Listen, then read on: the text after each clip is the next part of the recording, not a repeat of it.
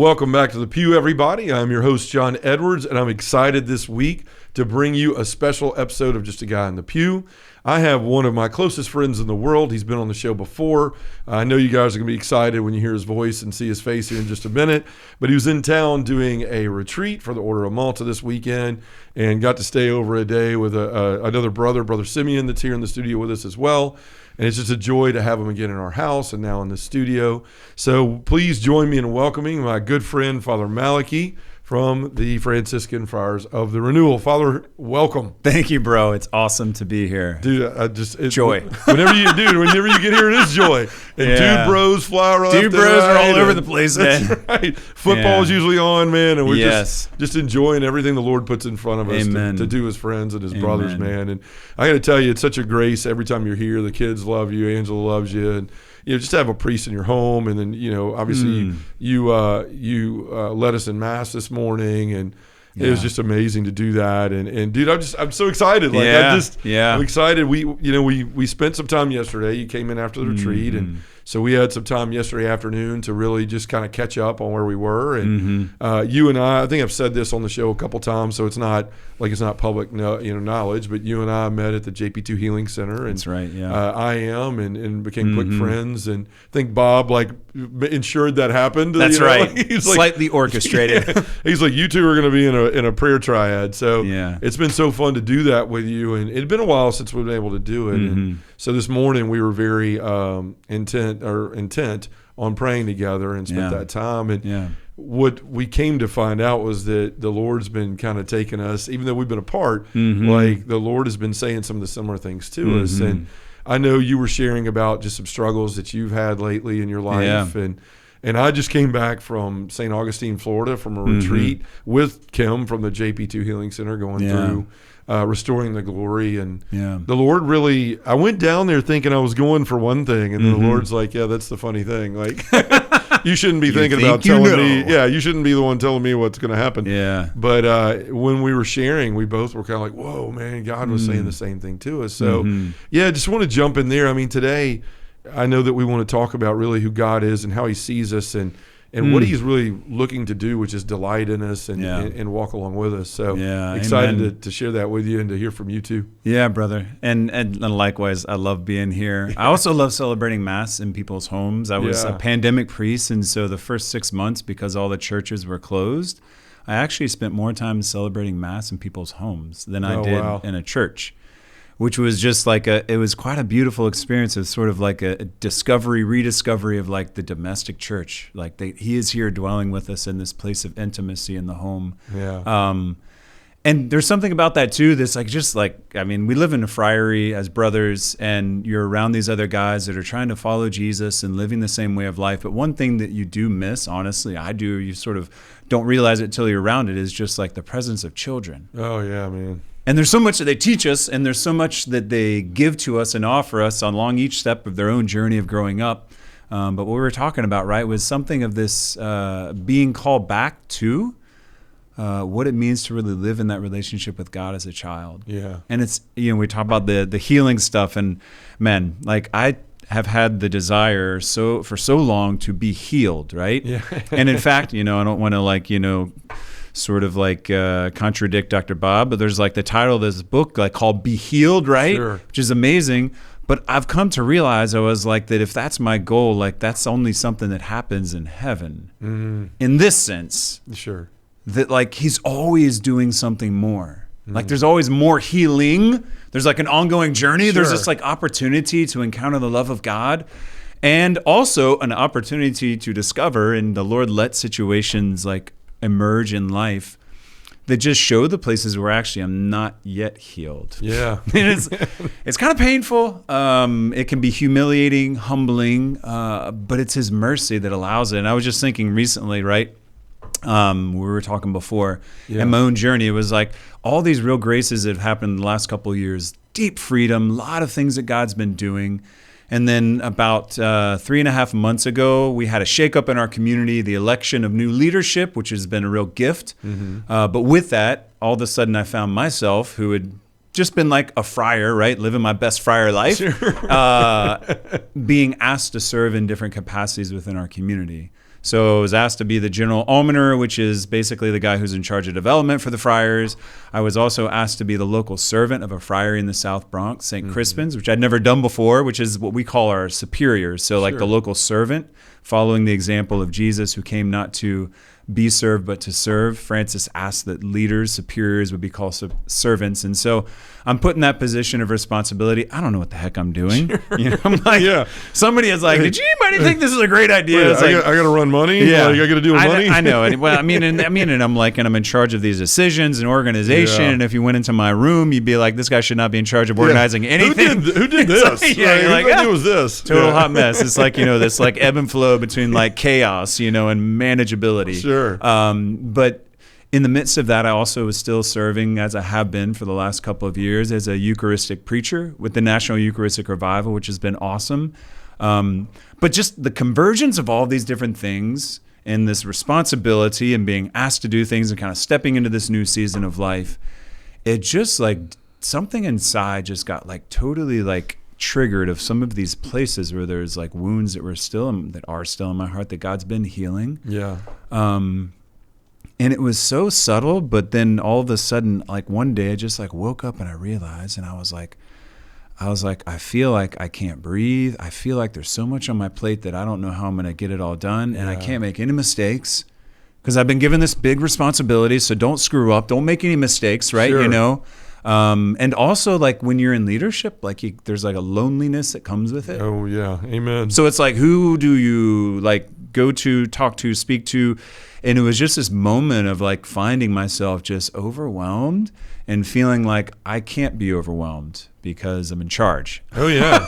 Yeah. So I it's don't have not time for being overwhelmed. We ain't got time for problems here, right. man, And then the same thing, like I go out, right? And I'm going out and I'm like preaching and doing ministry and mission. And you show up and people are like, oh man, you're coming, it's so great. And God's going to do these wonderful things. And inside I'm like a hot mess. I'm like struggling. I'm sort of just like that morning, like on my knees before God, like in tears, like, Lord, like help me. I don't even know what to do. And then showing up and you're just like, oh, it's so great to see you. You're like, I'm fine. How are y'all? Everything's fixed here. I have been healed. That's right. It's like, that's right. And like standing in that posture and just like God's so merciful in a kind of interesting way, where he's like, great, like if you're not going to be asking for the help you need, and if you're going to kind of walk down this path that's not the path I want you on, I'll let that unfold into basically like what happened as I was coming back from a Eucharistic Congress that New York had upstate, which was driving down the road, and then all of a sudden, one of the brothers who's driving at that time says, hey, something's happening with the lights. And then we realized the alternator was dead on the vehicle, and the battery was dying and like moments away from being dead. Oh, and gosh. so like literally, that's so fun. Yeah, thank God we were close to a gas station, but pulled in, turned the engine off, and that engine did not turn back on. It was like battery dead. And interiorly, it was like there was this place that it was just like God to was just like, man, like I've got nothing. Like I am like my battery is dead. and I remember just like being in that place, and then I got to figure out what to do with this vehicle.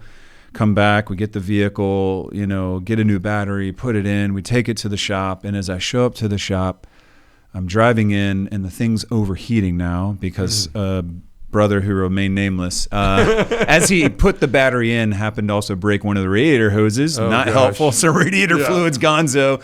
So we're overheating. We pull into this. I'm driving alone. Pull into Bronx Auto and turn it off, and steam's coming out of this thing. And then I walk into the door, and I'm like steaming. I'm just like Sure. I'm just like at the end of my wits. I'm like, what is this? Yeah. And I walk in, and there's a friend of mine who's sitting there, and she looks up, and she's like, Father Malachy, what are you doing here? And I was looking over, I was like, Julissa? And so here's one of my dear friends who's a young adult coordinator for the Archdiocese of New York, and she's sitting randomly in an auto shop in the Bronx when I happen to come in. Mm-hmm. Not so randomly, but I go over, and she's like, listen, Father, how are you doing? And I just like looked at her, and I was like, I'm not good. And she's like, I thought so. I saw you this last weekend, and like something's off. What's going on?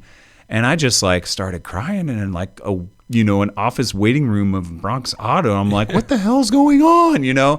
And that guy really wants his car. Yeah, right. So I'm just done. I'm like, done. She was like, yeah, you're right, you are. She's like, can we pray? And so she starts praying, and she says, I just want to ask you a question. So, when we become religious, we have a new name that we take as a religious. So Fr Malachy is my religious name. But she says to me, she was like, were you called Larry before you were a friar? And I'm just like, yeah. She was like, because I just hear again and again this phrase, the Lord just saying, little Larry, will you come and play with me? And like, bro, and she just said that, I just like started weeping. And in this experience of being seen, right, and that place of poverty, of just like suffering, of being burned out interiorly, and then from there, I was going on a retreat for a few days, and I just had this in my mind. It was just like, little Larry, would come play with me. And it was just like, I was trying to live my life, right, as a spiritual adult who's self-sufficient, who's going to fix everything, who's got it together, has the answers, not going to make mistakes. We don't do mistakes, right? Sure, yeah. Can't let people down. Like, yeah. And I'm in that place, right? And here's the Lord like saying, like, little Larry, it was just like this like tenderness of the Father. And so when I heard that, and I took that as I went off to my time of hermitage, what I ended up doing is a buddy said, hey, dude, I got some property. If you want to go up there, there's a cabin. And I was like, sweet. So I just got a backpack, threw gear in it.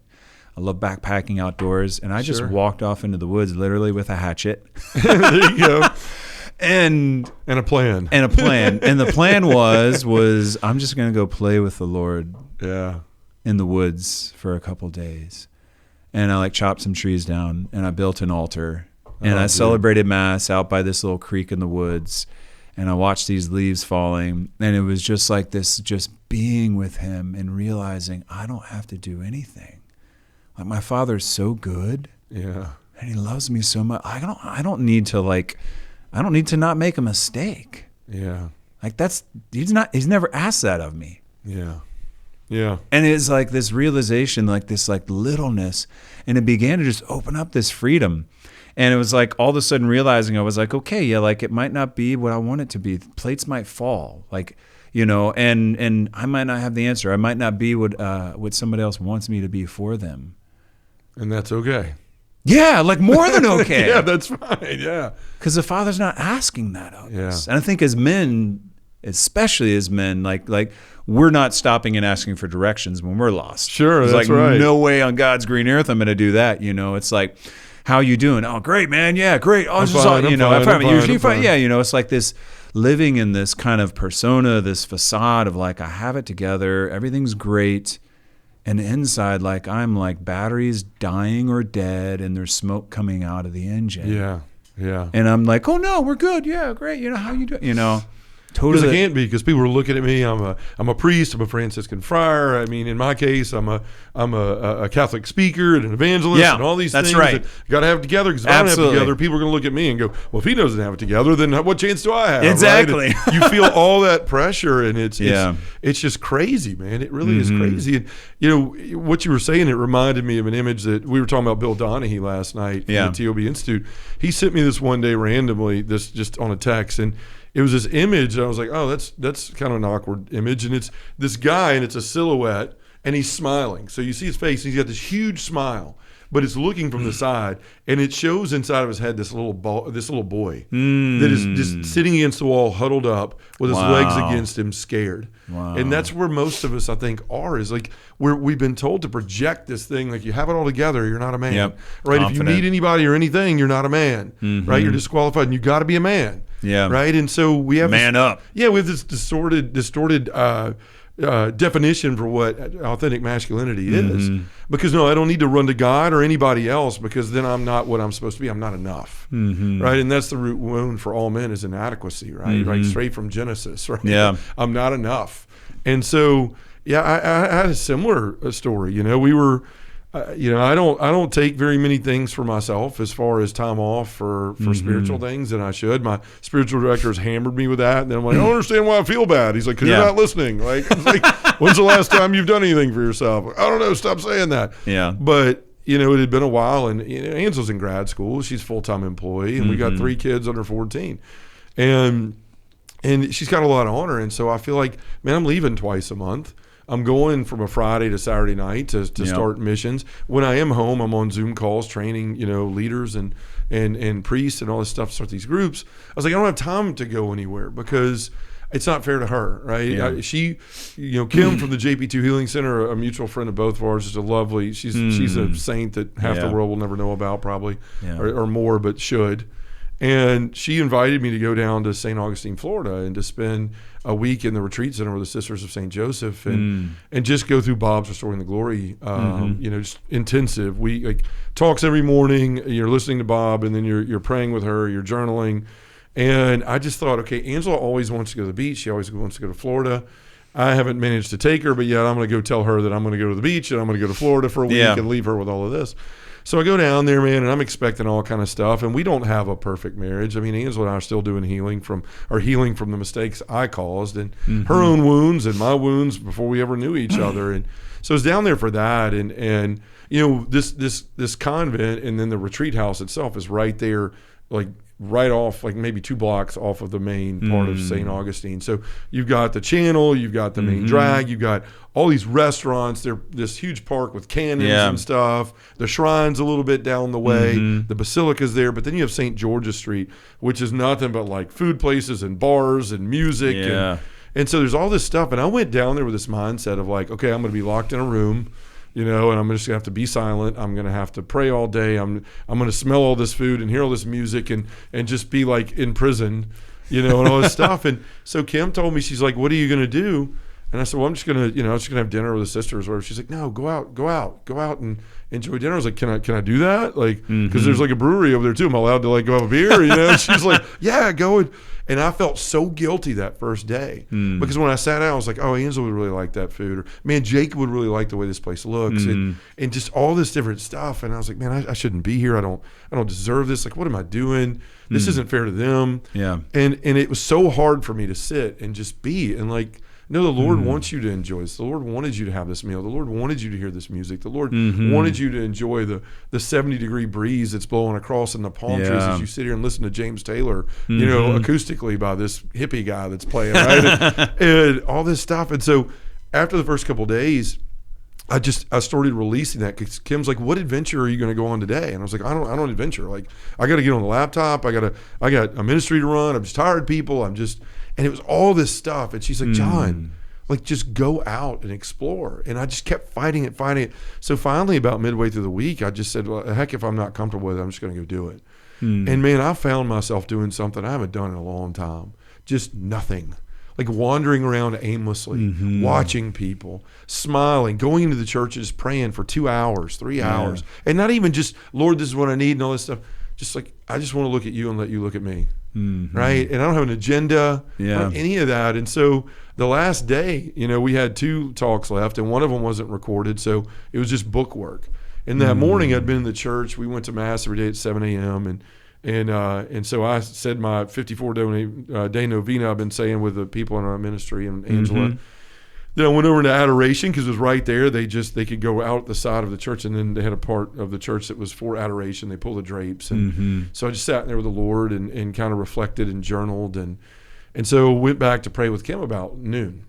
And so we're going through things, and she's taking me back to these places I didn't even know I was hurt years ago and all those things. You've been through it.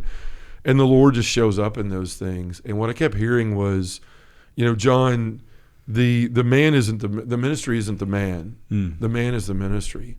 And I'd been struggling for so long going like, why am I struggling to do a podcast? Why am I struggling to pray? Why am I struggling to give talks? Like the same things you're talking about. Like, I don't feel like I'm enough. And the thing was, it's like, well, you cut yourself off from that grace because you've turned away from the Father, and you're like, I'm going to buckle down. I'm going to do all this. It's me. And if I don't, I'm going to fail. And these people depend on me. And da-da-da-da-da. And just lost that total dependence of God on God, right? Like, no, it's not me at all. It's Him. And the more I'm turning away, thinking it's me, the less and less grace I'm receiving. And I'm finding myself up against a wall and wondering, why am I here? Yeah. And it's so hard to see when you're in it. Yep. But that Friday, Kim was like, I said, could I just, like, I know you want to probably pray this evening, but could we just pray right now? Because I've done all the work on both of them. And like, could we just, and I've been through this part through the IM training and stuff. She's like, what is your desire, John? You know, so she is. It's like, totally, Kim, yeah. Now you're making it weird. Like, I just wanted, you know, and she's like, no, what is your heart desire? And I said, it's my last real day here. The sun's come out. Like, I'd like to go to the beach. There's like this alligator park thing I passed. And, and she's like, well, what's important about that? And I said, I don't know. And she's, you know, she starts doing like the Ninja Kim stuff. Yeah, where like bro. she's like pulling stuff out of nowhere. Yeah. And I was just like, I don't know. All of a sudden out of my gut, I was just like, my father never let me do anything when we were younger. Like, he wasn't around to do things, and when he was, he never let me do like what I wanted to do. Like, we'd go on a trip and we'd do everything my sisters wanted to do, and my mom and dad, and I'd see something like the Dukes of Hazzard place in Gatlinburg. Yeah. Like, oh, can we stop there? Like, I want to see if they'll let me drive that and jump. I was like 9, you know? It's like, and he's like, no, we don't have time. You know, my dad was I love my dad, but like, there's a lot of times like that. And so I passed actually by those places on the way in and thought, man, I'd like to stop there. And I was like, no, you don't have time for that. You don't have time for that. Like, that's stuff for people who aren't busy. Yeah. Right. That's that. And so Friday, I just took Kim's car and I went to the beach in the rain. And I mean, it was pouring, man. And I was out there in like jeans and a tee, like totally not dressed for it. And I was FaceTiming my wife, and I was like, look at this. And the waves were crashing 6 to 8 feet. There's dudes surfing out there. And I'm like, man, this is amazing. And I'm driving back. I'm like, oh, I want to go to the shrine. And I pull up by that alligator farm. I was like, I'm going. Right? And I yanked a Yui, and I went in there, and man, there was like 8 million alligators and crocodiles. Sweet. And I was watching them feed them, and I just felt like a kid again, right? I was like giggling. I made all these videos so Jacob could see it, and the girls could see it, and spent like an hour and a half there. And I kept going, well, I need it. No, I don't. Like, I just need to be here. Yeah. Right? And it wasn't like I spent $40, so I got to stay here for 2 hours and see everything. And it's just like, I'm going to be free here. Yeah. Right? So I go back and I go have dinner at this place, and I'm in this bar, and all these people are dressed up like pirates, and I'm just watching all that stuff. And like, and what I saw when I went to, I was on the way to another place I'd gone to eat. I was going to get a drink at this place down on St. George's Street. And I was just walking, and all of a sudden, like, man, the Lord just graced me to it was almost like from up, like a drone level kind of footage of me walking through this place, just, you know, in the crowd of people, around the smells, around the music, and the smile on my face. And I felt this overwhelming delight of like, man, my Father loves me. Like, look what He's given me. Like, this isn't a burden. This isn't something that I should feel guilty about. This is the Father blessing. And Kim put her finger on it. I got back. I was like, oh, I had the most wonderful time. She goes, do you know why? I go, no, I really don't. Like, I just thought it was good beer. I don't know. Yeah. Like, you know. And she's like, John, you told me that like your father never really allowed for a lot of those things, but this is all God wanted for you this week. Like, this is all He wanted for you. Like, yes, there was the healing with you and Angela, and we found that too. But like, what He really wanted you to know is like, this is where you need to abide. Amen. Right, just in my heart, and let me inform you of who you are. I came back and I was like, I know we're doing a podcast now, but I was like, I don't care if I ever do another podcast. Like, I just want to be a friend of the Father. Like, I want to be a friend of the Father, right? And I played you a song that was coming on my phone down there. It just popped up randomly, and it was talking about being a faithful friend of God. Yeah. And it hit me. I was sitting on this park bench, eating this tiny donut, and then just reveling in this moment. And I was like, that's what I want to be. I want to be a faithful friend of God. I don't want to be a successful podcaster. I don't want to be the guy that's on stage in front of 30,000 people. I want to be first a faithful friend of God, so that I can remember who I am and how He sees me. Right? And then, get emotional because it's hard sometimes to remember this, but like, and then I want to take that, and because of that relationship I have with God, and because in those wounds and those places of hurt and the places that the devil's going, no, you need to be doing this, I can abide in the fact that like, no, I just need to be my Father's son. And through that, I can go be the husband I'm called to be. I can go be the father I'm called to be. So I'm not going when Jacob's coming up and hugging me and saying, I love you. I'm not like, hey man, I'm busy. Hey, I love you too, man. Like, thank you for the gift of this moment. The fact that you're 14 and you want to be anywhere near me. Yeah. And so I just, dude. When we got together here, you're like, dude, so how was the retreat? And I started telling you, and then we kind of ate or whatever, got busy doing something else. And you're like, hey, man, I want to tell you something. Yeah. God said the same thing to me. Yeah. It's crazy, man. And it's interesting, right? Like some of what you're talking about I experienced too. And similar retreat with Kim in one respect. And I remember there was one day where it was just like this. For me at that moment, it was Jesus wanting to play with me just like a little brother would want to play with another brother. Yeah. And I remember I went out and was just like shooting basketball. Like this is me being on silent retreat. It was me literally going and playing basketball. Just like, you know, like, and I'm assuming Jesus won, right? I'm just kidding. Unfortunately, bro, I put money on the game too. Misses. It was outrageous. He never misses. Yeah. But they say he's merciful, but not on the court. Yeah, but like the way that, you know, the way that he knows our hearts. Yeah. And even like this retreat I was talking about where we went out in the woods. So my buddy up at his cabin, you know, had some just like sweet guns, a crossbow, and like the Lord like knowing my heart, right? Like boy from Georgia up in New York, and I was like, I'm just out here. I'm like, just went out and just shot up the woods. Yeah. And like just like had this time of just being a kid, being this little Larry, being the son of the Father like you're talking about. And I remember I'm just sitting there and then like all of a sudden just swooping across it was a big old open field that was there probably like you know, I don't know, probably like 20 acres of just open field surrounded by a wooded tree line around it. And just swooping over this field comes this like massive bald eagle, bro. Yeah.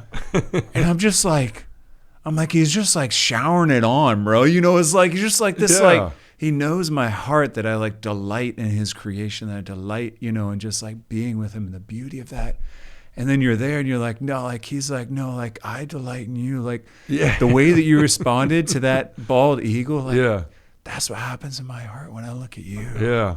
It's just like, wow. Yeah. And when you're in that place of living in that love, abiding in that love, like, that's where, like, all of this other stuff you're talking about like flows out of. Yeah. And there's so many times I get trapped in my head with like, no, like there's not time to do that. Yeah. There's not time to just be with him. Why? Because like I've got this, and this, and there's important things that people are counting. And, you know, and I was just thinking about like, you know, it was just, we had a retreat this last weekend. You mentioned at the beginning with the Order of Malta. And it's like, I've got a homily on Saturday morning, and in the morning I got up to pray, and it was like I could have like sat there and tried to like figure out, oh my gosh, I don't know what I'm going to say today. I need to figure it out. And obviously pray with the scriptures, you know, like doing Lectio, but it was like, I don't need to figure anything out. I just need to be here with you, Lord. And I just went and walked in the woods. Amen. I just walked in the woods in the property of that retreat center that you got here. It's just gorgeous out there. And just watched, you know, sun coming up. And I was just like, and I'm not thinking about a talk or a homily or what. I'm just with you, Lord. Yeah. And then I come back and like I get inspired by something that's said by somebody in a conversation that morning, like a little bit before Mass.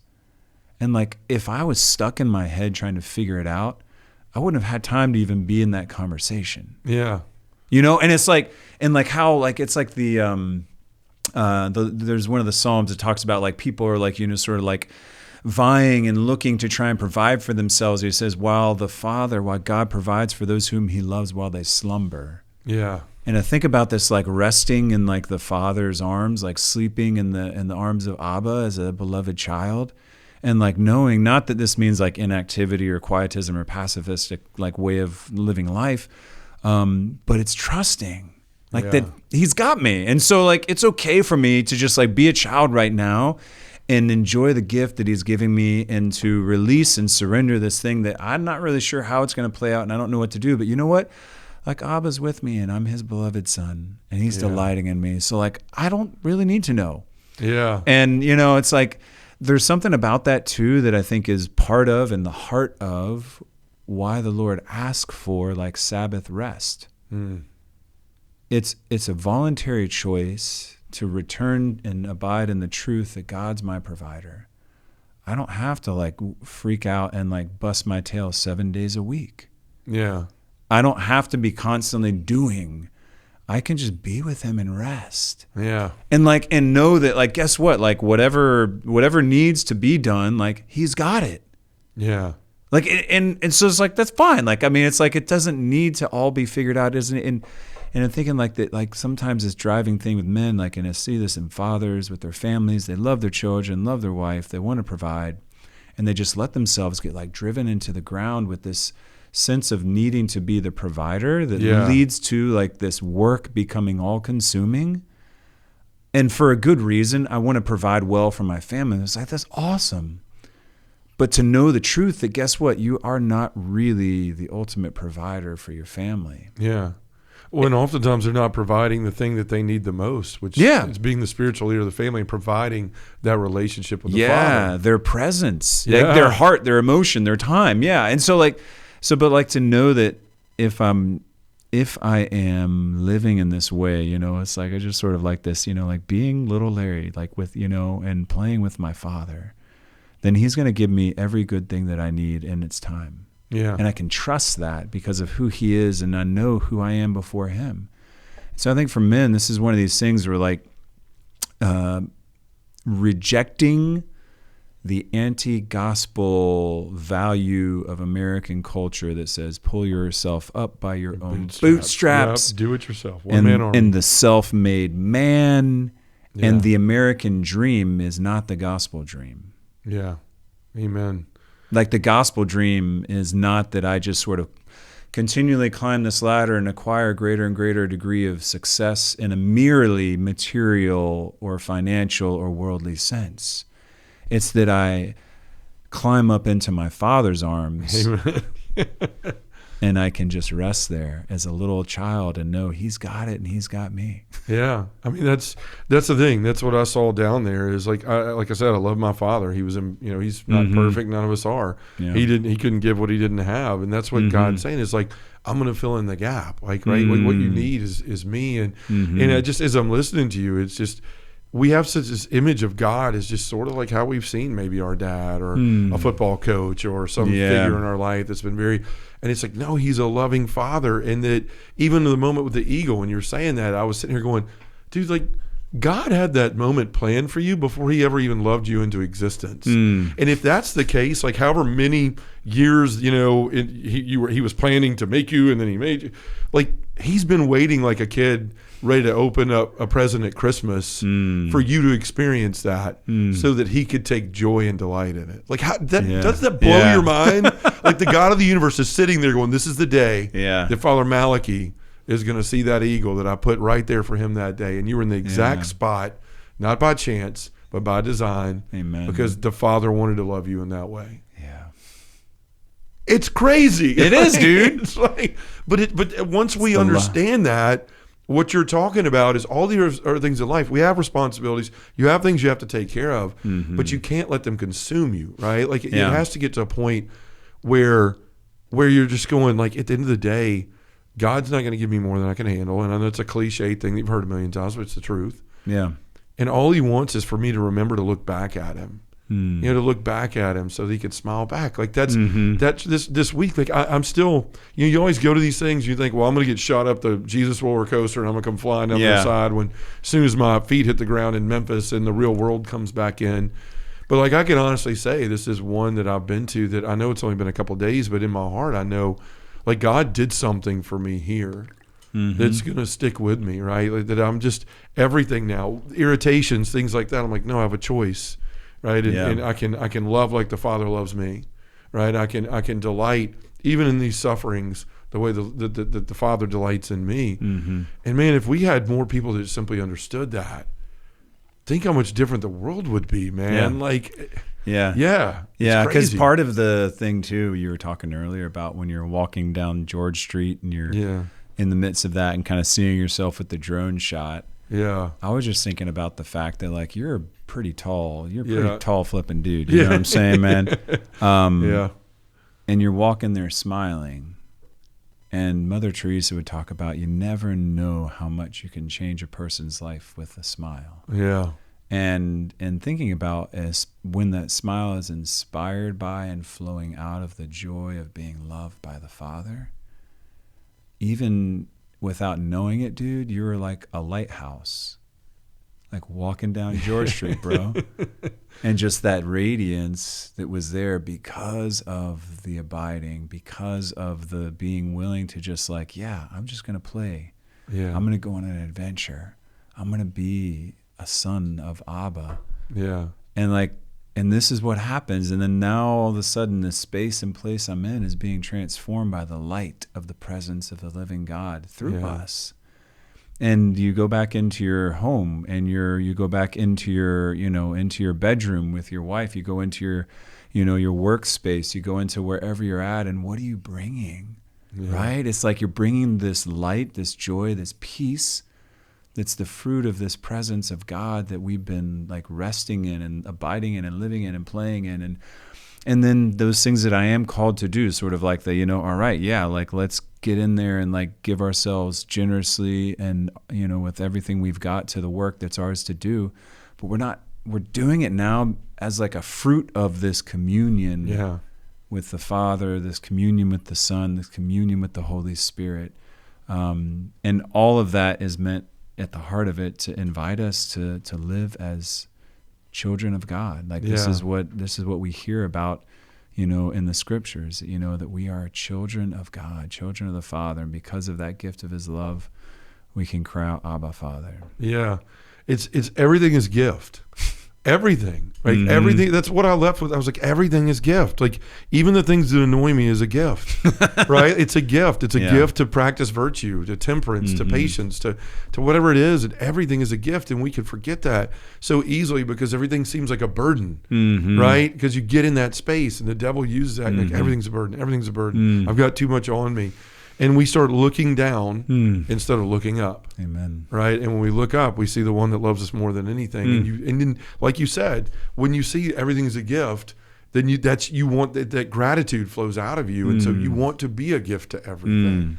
Right? I don't want to react the way that I always do when my son comes up and I'm doing something else. I want to hug him and tell him I love him and how much he means to me. And I'm not just saying that because he's in here, but but I mean that. And so, yeah, I know there's a lot of people, Father, out here struggle with this in one way or another. And I hope that, you folks out there that are listening or watching, like hearing it from a priest, a man who's given his life to God, that he struggles in those same things and that he needs those reminders. And, for those of you that listen to us and may, have been moved by what we do here in the ministry, like we struggle with those same things. And we often forget exactly what we said, that there's a God up there that just wants us to remember he's there and to look at him so he can love us. And then we can get that recharging, if you will, to go back. But the point is we don't ever need recharging. We remember to look at him all the time. Right? It's just that constant ability to be able to share. So, Father, it's always a gift, dude, to have you here. Absolutely. The Lord put us together at the JPT Center, and it's so funny whenever we struggle. We're like, hey, man, I'm struggling with this. Well, funny you should say that. Like it's like so you're a gift, and a gift that the Lord's put in my life, and a delight, man. And thanks, brother. Just so excited to have you here again, and just thank you again for coming on the show. Yeah, folks, if you want, tell them about the CFRs, where they can support and give and those things. We're Franciscan Friars of the Renewal. You can check us out at www.franciscanfriars.com, and there certainly is a way to donate online there. Our work with the poor primarily is what we're involved with. Soup kitchens, homeless shelters, inner city youth programs, foreign missions, Central America, over in Europe as well. And then obviously the work of evangelization, proclaiming the gospel to anybody who'll listen. Sure. So support us, grateful for that. We live off donations alone. We don't have any income aside from what people generously offer to us to carry on the work and mission we'd be called to as friars. Sure. So where can they give? FranciscanFriars.com. Okay. Donate button right there. You click that and it'll take you to the link to be able to donate. So Awesome. We'll support these guys. They do a lot for the church and for God's kingdom. And so give them your support, follow them, help them, whatever you want to do there. Father, it's time to go play, man. Let's go play with the Father. God bless. Amen.